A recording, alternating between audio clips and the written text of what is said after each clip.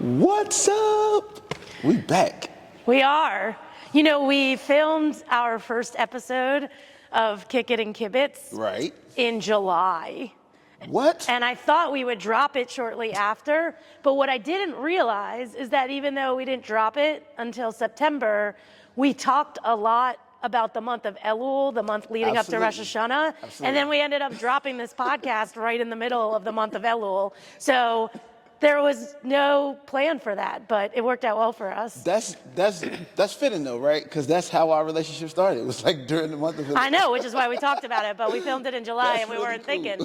So, well, it's good to be back with you. Absolutely. Sean, why don't you tell these fine people where we're sitting? Because last time we were sitting in my office and the lighting was a little weird and we did all the first time podcasts, we should do it differently next time. And now where are we? So, man, when you come to third space, there is a big dome, blue dome on top of the building. That's how you know where you are, right? We are sitting under that big blue dome that I like to call the kippah, right? What is a kippah? The kippah is it is a Yiddish word that's translated to mean skull cap. What it does is it houses the understanding that you can walk around with the divine at your presence, with the divine's presence with you at all times, right?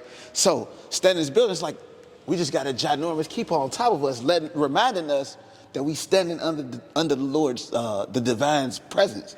That's pretty cool, man. Yeah, well, you know, it came in really handy, your nickname for the dome in our sanctuary 2 weeks ago when we had our first Shabbat happy hour, not implying that it is like a happy hour, but we want to be clear that it is an hour of happiness. Absolutely. To celebrate Shabbat. And we realized that we didn't have any kippot, we didn't have any yarmulkes in the building.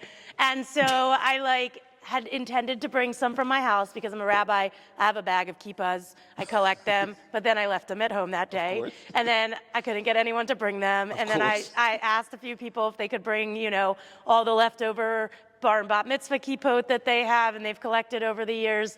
And we didn't end up with anybody, but I told people that my friend Sean Johnson calls the dome the kippah, and therefore everyone, whether symbolically or actually was wearing one, should they choose to feel like they want to cover their head as a sign of humility when they come into a space either for sacred time or sacred place, that they would have that to do. So, yeah, well. And it's kind of cool because just coming in the room, it has a different feeling than the rest of third space, right? I don't know if everybody talk about that, but you come downstairs, it's very warm and inviting, and it's kind of like wholesome community space, right?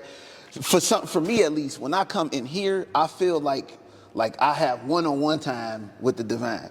Even though every single time that I've been in this room, there's been people in here with me, but I feel like every single time I come in here, it's like me and the divine just got let's just hang out for a little bit. Yeah. It's interesting to me as you're talking, because I think about the fact that you are somebody that walks in the world that always thinks about the divine overlay. Some would call it Sukkot Shlomecha, a sukkah of peace. We're gonna get to that in just a few minutes, but you like what I did there? But for a lot of people, as soon as you start bringing in the word divine, which I use because, I went to rabbinical school, Rabbi Dr. Tamara Eskenazi, who wrote the Women's Torah commentary, brilliant female rabbinic sage of our time. She used to make us put money in a tzedakah box. What's a tzedakah box? That's the money for helping people out. Yeah.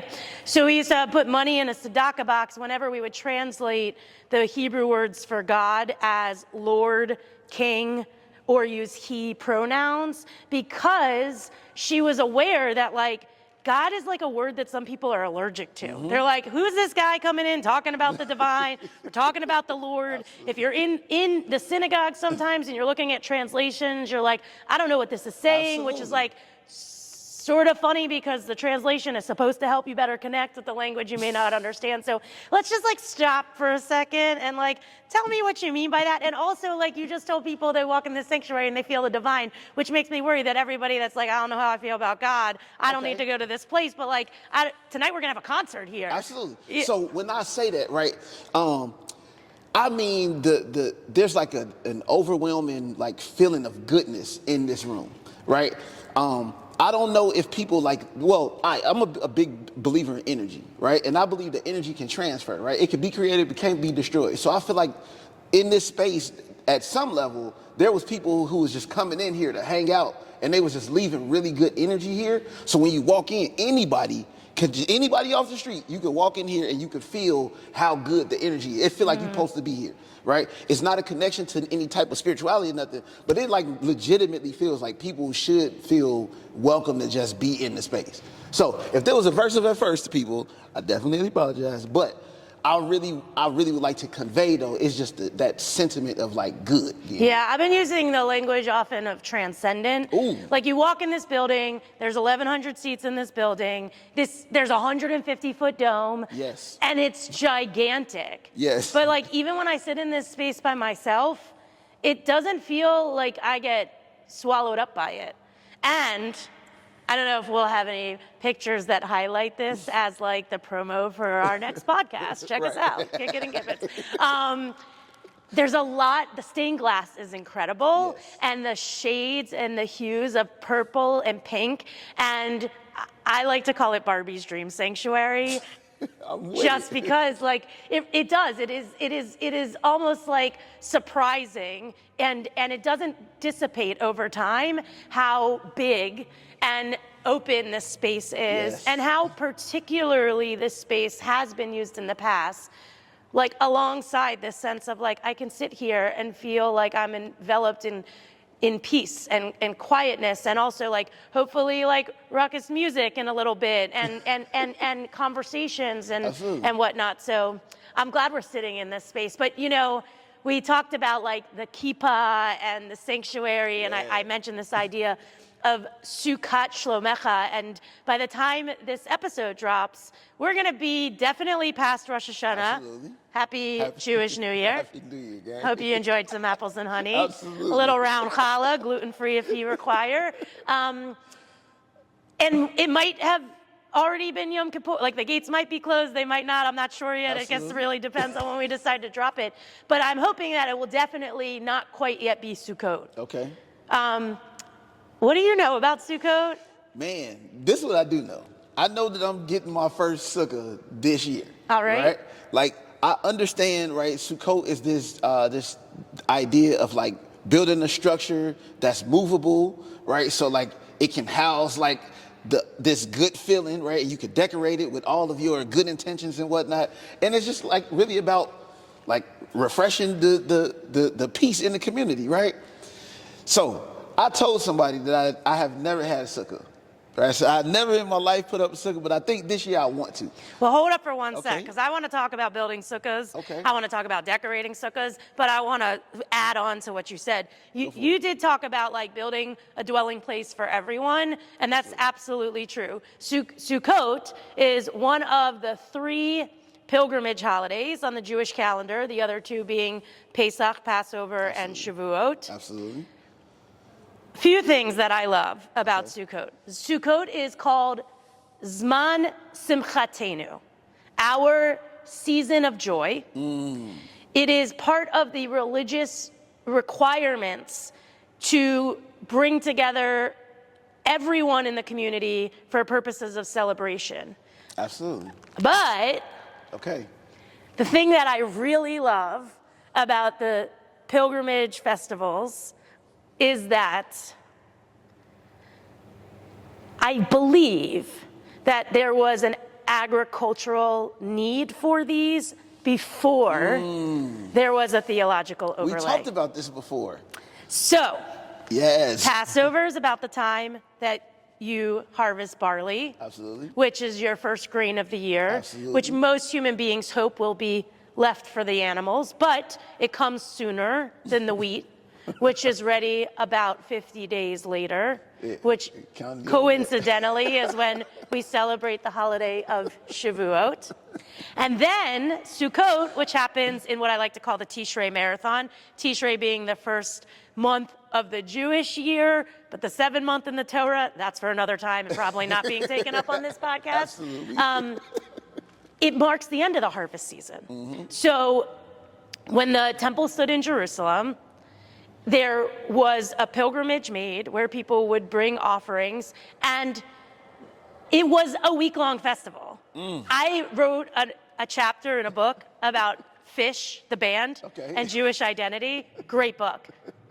We will host a gathering for the book at some point. Check it out. And I wrote about how my experience of being a 3-decade fan of the band Fish, which required pilgrimages to many different cities and festivals, and resulted in a lot of like ritual and communal rejoicing, helped me picture and imagine what I think happened during the week of Sukkot in Jerusalem thousands of years ago. That's incredible. Like, I picture everyone packing up their horses and their carts, grabbing their, offerings to bring to the temple, bringing it up, making a walk around, doing all the things to say, like, yes, this is divine, sacred, transcendent, but then everybody just like participated in this week-long festival where they ate together and they drank together. And then when the temple didn't stand anymore in Jerusalem, and it still was this seasonal cycle of agriculture, the real talk here is that there was a window of time by which you needed to like harvest and then preserve all the food when you came to the end of a growing cycle. And the season of transition of, I can't just go pull my tomatoes off the vine, but I have to jar them and I have to hope I have enough to get me until we can start growing again next season, is like all enveloped in Sukkot. So those booths that you're gonna build and that you're gonna dwell in also mimic this period of time where, I'm sure this is romanticized, but I imagine everybody sort of like left their day jobs and they all like went into the fields to help all the farmers to make sure that they could gather in all of the harvest. They could jar, they could can, they could get ready and store everything for the winter. And then they would just like have epic parties every night where like they were banging on their drums and they were playing music and they were telling stories, and they were really sort of also refreshed and reminded of what it meant to live in the elements, right? This like temporary structure where if it rained, then you might get a little wet. And some of the requirements of how you build your sukkah are that you have to be able to see the stars and that it has to be sturdy enough that it stands, but like it can't be secured in a way that makes you feel like the kind of comfortability. Like exactly. That's incredible. First of all, when you told me that fish thing before, I thought it was dope. But like listening to it again, right, especially in the context of us thinking about the holidays, it gives me that feeling though, right? It's like, man, I can picture stuff like that, right? Like, I know a lot of people who, for me right now, that's kind of what ballet is, right? Like, okay, John, tell me about ballet. So like, there's like this understanding of like you have to gather the tools to be able to properly display your ballet skill, right? You have to learn pirouettes and how to get on point, but you got to get the basics first before you can get there, right? But then when you get to the space, right, it's like we just really came to show everybody that we here together. So I definitely appreciate you sharing that with me. And like, you really got an interesting way of making Jewish holidays extremely relatable, right? Like, well, I mean, I think you know me well enough to know that like, if you don't know and you can't get to the point where you understand the relevance and the resonance to like the world we live in today, then we sort of debunk the hypothesis that Torah is timeless and that like there is something in every season and in every generation. But I don't want to go down that route right now, but that's definitely going to be something that like I think comes up every time we gather, because it's at the foundation of this conversation. It's at the foundation of this place and what we're trying to do here. But I want to get back to talking about your sukkah. That's why people hang out with Jessy. I want to talk about your sukkah. So I want to tell you real quickly that, two New York Jewish parents weren't going to join synagogue. I come home, bat mitzvah, great, Hebrew school. That there begins the journey of Rabbi Jessy Dressin. Gross at the time. Ew, gross, Jessy Gross. I love that name. People always still call me Jessy Gross. Proudly Jessy Dressin, with Rabbi in front of it. But I came home from my first year of Hebrew school and I asked my dad to build a sukkah. And like my dad not the handiest of dudes, but Very he was cool like, guy. my kid wants to do this, and it means we get to spend time together. So we like went to Lowe's or Home Depot, Okay. like we did all the things. And like he built me a sukkah, and then I was like, and now we're gonna sleep in it. So talk to me about like, you're gonna build your first sukkah this year. Like, why do you even want to build a sukkah? What do you plan to do in it? And then I really want to know, like, how are you gonna decorate it, and what kind of gatherings are you gonna throw in it? So, I don't know. It's something about this being connected to the idea of building this movable structure, right? But that is in place enough for me to like really find some like another space. Maybe it's my fourth space, right? But For just a week. Yeah, just for that week, right? Like, but having the ability to like connect with that tradition, I think is going to be beneficial for me, right? Because I've never done that. But then it ties me to the ancestors in that way, right? And then it came about really interestingly, right? I told somebody like I never built a sukkah before. I really want one, and they was like, "You should throw an event." And I said, "Okay, well, what type of event should I throw?" And they said, "All right, look, I'm gonna find there's a program that like helps people get sukkahs in Baltimore." I said, "Okay, cool." So they ended up saying, "Well, that program they can't give you one right now, but this organization purchased one for me to throw an event for them. So we're gonna have pizza in the hut, right? We're gonna order some good old kosher pizza, right? And we're gonna be in this sukkah and like just kind of enjoying each other's company." Well, promise me you won't do it on Sunday, October 20th, because speaking of the ancestors and Sukkot, I'm really excited at Third Space that we're going to host our first season of joy, Zman Simchatenu, Sukkot Festival on Sunday, October 20th. And I'm so excited that as part of that festival, in which we're going to eat in the sukkah, and we're going to decorate the sukkah, and we're going to do some different things. Maybe we're going to can some pickles and, you know, do some of the things that get us in the Sukkot festive mindset. Michael Twitty. Michael Twitty, Michael Twitty is spending Sukkot at Third Space. Who the heck is Michael Twitty? So, Michael Twitty he's let me see, let me get this correctly. He's a Jewish black chef, right? He's got James Beard award-winning chef, right? This guy's got like 3 cookbooks or something like that. He's an incredible person. His spirit is like really soft and like kind.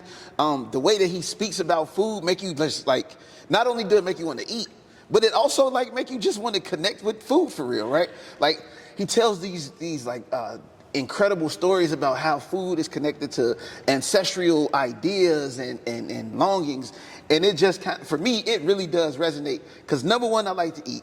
Then number 2, I'm black and Jewish. And then number 3, this guy's incredible at cooking. Yeah. So Third Space is the place to be. Well, I will say this, and it's funny because, you know, we have a whole bunch of things planned that day. Absolutely. The highlight of the day for me is going to be when Michael Twitty and I sit where you and I are sitting right now, and we have a conversation about welcoming the ancestors. Like, what does it mean to stand on the shoulders of those who came before us? What is it that we are supposed to do as they did in the rabbinic tradition of interpretation? What is our role to interpret how they may have done it in previous generations, and what their frameworks and their realities and limitations were, and what ours are, what's different, what's the same, and to really go through that process without leapfrogging over and missing anything. But a very small group of people, only 15, are going to have the opportunity earlier in the day, if they sign up for it, to make matzo ball gumbo. What? With Michael Twitty. There's a workshop earlier in the day, and unfortunately or not, depending on who's hearing this, we asked him to make a vegetarian gumbo because our kitchen is vegetarian. Okay. He obliged, although made it very clear that his preference wouldn't be for it not to be vegetarian. Would have still been kosher regardless. And not only are you going to get to make matzo ball gumbo with Michael Twitty teaching you how to do it, and you're going to get to eat it. You're going to get to sit and talk with him afterwards.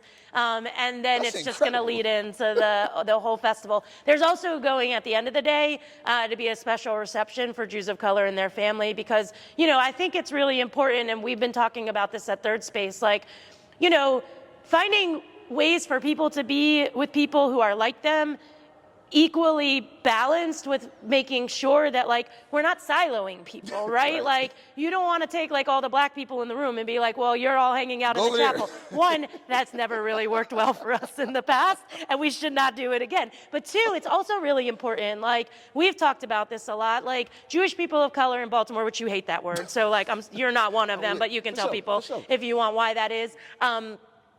It's really important at times to feel like critical mass in a room where people are often used to feeling like either the minority or sometimes the only one. Absolutely. And so Michael Twitty's coming to town. It felt really important to end the day once everybody else goes home with an extra special celebration for Jews of color and their families. Yeah. Dope, gang. Like, I mean, so you brought up something like in that statement though that's like really, really important. I didn't understand how important it was to be in a space where there were like a whole bunch of black Jewish people, and like I saw the opposite of what I usually see, right? Like the last event that I went to with Michael Twitty was remotely similar, right? He didn't cook or anything, but he had a conversation with us, and there were like several like Jewish people.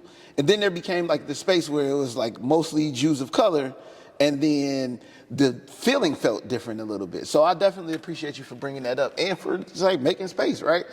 This the third space. Look at Jessy, get the space. Look, it's going down, okay? I told Tony, put your good spirits on for that. All right, let's get back to Sukkot. Let's go. So, what should I decorate? Like, what's proper to decorate? Well, I mean, I guess it depends who you ask, but as you're building your first sukkah, and Sukkot is arguably my favorite Jewish holiday. Purim also, but they happen approximately 6 months apart, so I get to sort of provide like preference, like this one's my favorite this time of year, but I don't know. I mean, I think Sukkot always wins out. Since I've known you, I feel like Sukkot like by an inch. I mean, we used to put a sukkah on the back of a pickup truck, and if there was a Ravens home game during Sukkot, we would bring it to the tailgate. I used to buy etrogs. It's that like lemon-shaped thing that you use to do the Jewish rain dance as part of Sukkot ritual.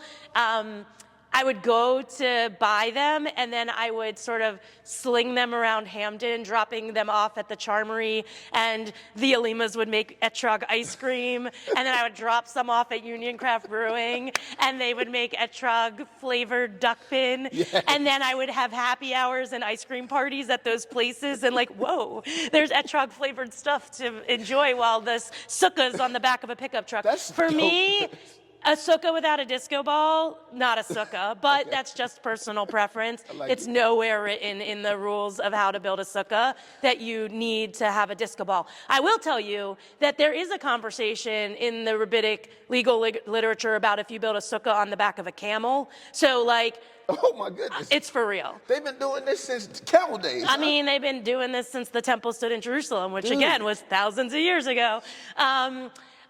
That's definitely mobile right There's a few things that I think are important when you think about Sukkot, and one of them actually gets back to this idea of like who belongs here. How do we bring people under our tent, under our dome, into our sukkah? And that is this idea of ushpizin. It's a weird word. Absolutely. Ushpizin. They're the welcome guests. And they're usually welcome guests that are not realistically going to be in your sukkah. Many of them because they don't live in the same time we live in. Absolutely. And sometimes they're aspirational. So in more sort of like traditional senses of the word, sometimes people will invite Abraham and Sarah and Isaac and Rebecca and into the sukkah by putting up pictures of them or images of them. A few years ago when I worked at Repair the World, we put up pictures of a number of folks in our sukkah who had died at the hands of police violence in the past few years. We had George Floyd and Breonna Taylor and Freddie Gray in our sukkah. And it wasn't like it wasn't like performative. It was the guests that we symbolically invite into our sukkah are supposed to be representative of our aspirations of who we want to be all together. Absolutely. So I think about that, and then sometimes, like, people will put like a picture of Barbara Streisand in their sukkah because, like, she's not actually going to show up in our sukkah, but it would be really cool if she did. Well, in terms of energy, like I was talking about before, right? Inviting that energy in, right? Definitely. That feel like a real thing. Like somebody didn't make space for you in this time and space where you should have had space made for you, right? So why not, right? That's like the B'Tselem Elohim portion, right? Like, what the heck is that? Oh, sorry. You're bringing God right back into this conversation, but please. I apologize. You know how I'm don't ever apologize for making a space for the divine. Just know sometimes people are like, okay, now that's when I turn it off. Sorry. But the B'Tselem Elohim means you can see the divine spirit in everybody. And what I like to tell people is it really is energy, right? So let's not go to the divine like you think about it in a traditional sense, right? I have a lot of friends who don't think that way. So I tell them like this. If you think about the energy that created your life, you came from some energy, right? The energy that created your life transcended a whole bunch of different time frames to get to the space where you are. And that energy has always made a conscious effort for you to be in a place where you belong, right? Some of the spaces you may go and you're like, oh, I don't understand why I'm here. But then you run into people and you're like, oh, so that's what I mean by like that feeling. So if we can make space to like bring them people in and like, I made a space for you because I feel like at some point in my life, somebody didn't make a space for me, and I just want you to have that thing. Like, I think that is commendable, and I feel like that's like worthy right there, dude. That's cool. Well, speaking of B'Tselem Elohim and Abraham and Sarah, and even the idea of like booths that people dwell in, there is this section that the rabbis talk about where they're like, what the heck is this idea of like you should walk in the ways of the divine? Like, what does that even mean? And they say, like, in the same way that Abraham and Sarah welcomed the like strangers into their tent and fed them, so too we should welcome people in and we should feed them. In the same way that the divine helps to bury the dead and honor the dead, so too should we. In the same way that the divine visits the sick, so should we. So what I'm really intrigued by in this conversation around like, divine, does it matter? Do I need to believe in God to be a good Jew or a good person? The answer is no, but let's go back and explore why that's not just my opinion. All those kinds of things. That like this idea that like we are somehow channeled when we interact with one another, when we do things, to be reminded that there is something greater than just us. Absolutely. And that like when I see you, regardless of like what I think about you because you showed up today in your sweatpants, or just kidding, or like, because you're like the goofy self that you are, that like I see you and I see you as like a fractal of the image of something that is divine and something that is holy. Absolutely. And therefore you are like inherently worthy and deserving of like all your fullness. That's it. All your flowers. That's a thing, right? That's it. You get your flowers. That's one of them things where like I tell you all the time, like my least favorite thing about any space in the world is when people feel other. They feel like they don't belong there. If you have breath in your body, believe me, if there's breath able to be breathed in a space, you could really go there and breathe. And if somebody give you some flack when you get there, if you need me, hit my line. I'm on social media everywhere. Just hit me. I will show up and I'm gonna be there with you. We're gonna be in the space because I don't like for people to feel like they don't belong. That being said, third space is one of them places where like everybody for real belong. And I'm not saying that everybody's gonna come here and be like, you know what? I found my happy place. But if you don't try, right? If you don't even make the effort to come over here to see if this your happy space, then you can't really tell me, right? Like this ain't your space to be. You did? One of my rabbis Rabbi Richard Levy, blessed in memory, like really like my Rebbe, used to tell his students, like, it's okay if you say you do or don't do something, but if you haven't tried it, that as your reason for why you do or don't do it, then you haven't really gotten the point yet. I don't want us to go on too long because like you and I never tire of talking to each other, and like if there's any hope that anyone is gonna like listen to this beyond ourselves and maybe like, you know, your mom and my dad. And my kids. Exactly. We should be aware of being time bound to some extent. But, you know, you're building your first sukkah this year. So, you know, I just yesterday learned with Rabbi Phil Miller about this question of like, does everybody have to have their own sukkah, or can you fulfill the commandments, the invitations of Sukkot in someone else's sukkah? And actually, the answer is the latter. Like, I could come to your sukkah Absolutely. and I could do the things I'm supposed to do. So, you know, you asked what you should do. You're having pizza in the hut, but for most people, that means you should have meals in your sukkah. Absolutely. Some people sleep in their sukkah. If you pray during these holidays, some people will pray in the sukkah. I asked Rabbi Phil yesterday, does that mean you should Netflix and sukkah? I mean, like we really talked about, like, does your Nintendo console go in the sukkah? That's a good I question. think that's for another, we'll have that class at third space. But, so I just want to say, like, you know, and you should shake your lulav and your etrog in the sukkah. And, you know, sometimes we don't like to like lean into the sort of like a little bit like witchcrafty, like, you know, hocus pocus magic of Judaism. But Sukkot, one of the reasons I love it is because there's a lot of that. Like, we do this dance. Yeah, exactly. Okay, but Sukkot's going to come and it's going to end. But we're building a sukkah at third space. At third space. And on Tuesday, October 15th, we are inviting anyone who wants to join us to come build the sukkah with us. The good news is we have people that are going to do the heavy lifting. And so it's really, you're going to come help us decorate and vibe out the sukkah. Yes. And then we're going to learn a little bit more about how do you shake that lulav and what can you do in your sukkah. There will be a disco ball. Maybe someone who is listening to this will bring something that's like, I heard about your disco ball and I had to bring you this to the sukkah, and we will put it up there joyfully. And then we're going to have this Sukkot festival on October 20th, and then it's all going to be over, and like the normal Jewish year starts, Yes. even though we've already done all these things. And I just wanted to tell you about some of the things that like Let's go. starting to come up that I'm so excited about, and we're just going to see what people want.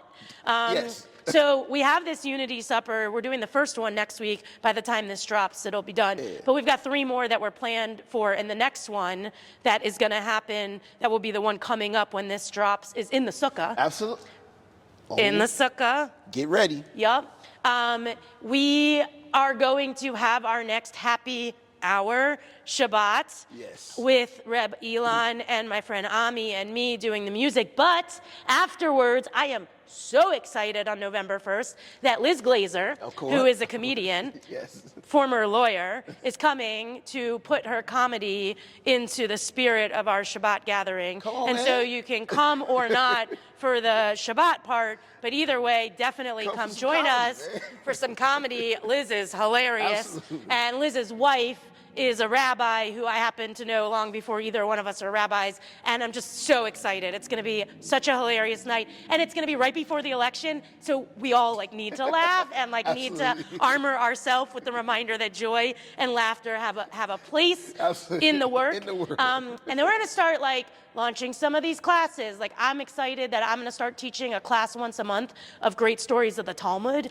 The Talmud is like where the rabbis talked about law, but they told all these ridiculously amazing stories. Yes. And most people have no idea that they exist because either they don't read Aramaic or because they have never like been able to understand how story and legal conversation can be together. spliced in Absolutely. order that you can catch these stories Absolutely. in all their beauty.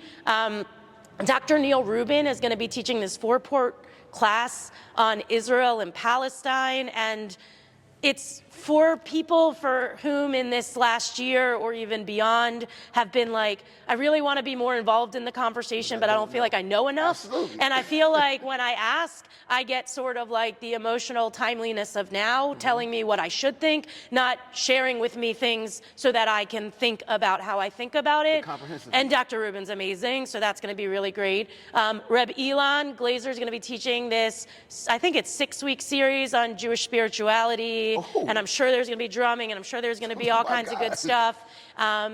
And we are going to really start to get in this groove of seeing, like, will any of you show up for more than a one-time program? We'll have plenty of those. But, you know, I keep thinking about the fact that we spend a lot of time here talking about this is a place for gathering, this is a place for community, this is a place for, like, really, like, becoming more fully who we want to be and exploring that alongside others. But I really hope that at the foundation of this whole thing is this just like thirst for learning, and not in the way of like, I know this thing and now I'm going to tell you why you should think it too, but like the best part of Jewish tradition is that we have never had one opinion about how to do things. And we have never even said there's only one right way to do things. And I just feel like we're at this time, and even more so when this drops and then it's going to almost be an election. Like, what would it look like if Third Space is a place that cultivates your curiosity? If it asks you to like sort of check your certainty? And not to say like we shouldn't all formulate strong opinions, but like what if we also nurtured the idea that like you could change your mind? Or you could say like, I hadn't thought about that before, or I hadn't met someone that felt the way that you did, and now I think about it differently. So I'm not sure yet, and these folks who are helping us make this podcast are responsible for helping me think about like, how do we get the word out a little bit more about all the things happening, because there's so much happening. You can check our website. That's my answer right now. Follow it on social. But there's gonna even be things that like we won't get to share on social the same way that like I hope people will see both like the array of things we're gonna do, and I mean really that there's something that everybody is like, I wanna check that out. Well, I think one thing that you have to your benefit, right, is that people follow a curious leader, right? People follow a curious leader. Now I'm gonna say that one more time. People follow a curious leader. I have not ever known you to not be curious about the world. There's several things. Oh, I don't understand why that thing is like it is. How can we make it different? Can we make it different, right? And because you are not afraid to like go out on your curiosity, right, and like lead with that, I think it's easy for people to kind of follow you into that space. So when you think about Third Space, even in the conversation that we had, several times I kind of slipped into that, oh, well, I'm talking about the divine in a certain way, right? And you are making it relatable for regular people. It's just like, oh, what about the regular people who just want to come in and learn? Maybe they don't just identify specifically as a certain way. They just want to come here and hang out and get some cool information. And I think because you have shared your curiosity and you have told people that it's okay to come here and be curious, right? And you should dare to be curious when you get here. I feel like that is the preceding thought for how Third Space moves, and I definitely don't think that you will ever have to worry about people coming here and being like, I don't want to come here no more. I think they're going to come and they're going to get the lessons from it. Well, that's really kind of you to say it. I think that my experience really has always been sort of like create the container and then like see the momentum, right? Like you give me a lot of like kindness around like curious leader, and yeah, I get it. I'm the executive director of Third Space, but like it's nothing without like your people. And so like as we wrap up and we like bring it back to the sukkah, which we're going to rage in all the most beautiful and holy ways in the days ahead. I hope that even though there is like some element of like vision set forth and like imagination of what this could be, that it's like clear from the very beginning, from episode 2 of Kick It and Kibbitz, that this is a co-creative, collaborative effort. Absolutely. And now I guess I feel like it's my chance to say like something about the divine, since you've been bringing it in. But I mean, that is actually something I love about this idea of a relationship between a people and like a divine entity, is that like what was possible by those two different identities and different types of beings coming together to work on something that they cared about together. Absolutely. Is that inherently it required that they brought different things to the table, different perspectives, different abilities to contribute, and that like they would not be able to accomplish those things without the other. And I guess I just feel like it's humbling and like joyful all the time to be like, this is my job and I get to do this.